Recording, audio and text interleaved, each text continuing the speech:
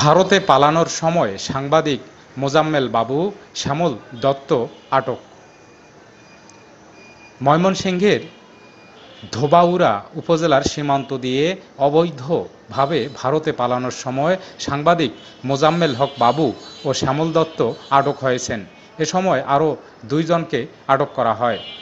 সোমবার ভোর ৬টার দিকে উপজেলার দক্ষিণ মাইজপাড়া ও পোড়াকান্দুলিয়া সীমান্তের মাঝামাঝি এলাকা থেকে স্থানীয় জনতা তাদের আটক করে ধোবাউড়া থানা পুলিশের হাতে সোপর্দ করে।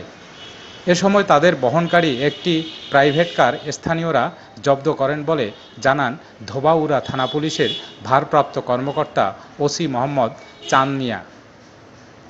আটককৃতরা হলেন ৭১ টেলিভিশনের সাবেক ব্যবস্থাপনা পরিচালক মোজাম্মেল হক বাবু, দৈনিক ভোরের কাগজ পত্রিকার সম্পাদক শ্যামল দত্ত, ৭১ টেলিভিশনের সিনিয়র রিপোর্টার মাহবুবুর রহমান এবং ড্রাইভার সেলিম। ময়মনসিংহের পুলিশ সুপার মোহাম্মদ আজিজুল ইসলাম বলেন, বর্তমানে আটককৃতরা পুলিশ হেফাজতে আছে। তাদের বিরুদ্ধে মামলা রয়েছে। সংশ্লিষ্ট মামলায় তাদের বিরুদ্ধে প্রয়োজনীয় ব্যবস্থা গ্রহণ করা হবে। এ নিয়ে আইনগত ব্যবস্থা প্রক্রিয়াধীন। এর আগে সপরিবারে ভারতে যাওয়ার সময় দৈনিক ভোরের কাগজ সম্পাদক শ্যামল দত্তকে আটকে দিয়েছিল ইমিগ্রেশন পুলিশ।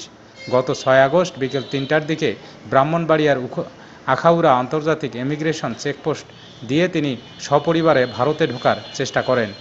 এছাড়া গত ২১ আগস্ট বেসরকারি চ্যানেল ৭১ টেলিভিশন থেকে চাকরিচ্যুত বার্তা প্রধান শাকিল আহমেদ এবং তার স্ত্রী ও ৭১ টেলিভিশনের প্রধান প্রতিবেদক ফারজানা রূপাকে গ্রেপ্তার করা হয়। পরে রাজধানীর আদাবর থানায় গার্মেন্টস কর্মী রুবেল হত্যা মামলায় তাদের গ্রেপ্তার দেখানো হয়।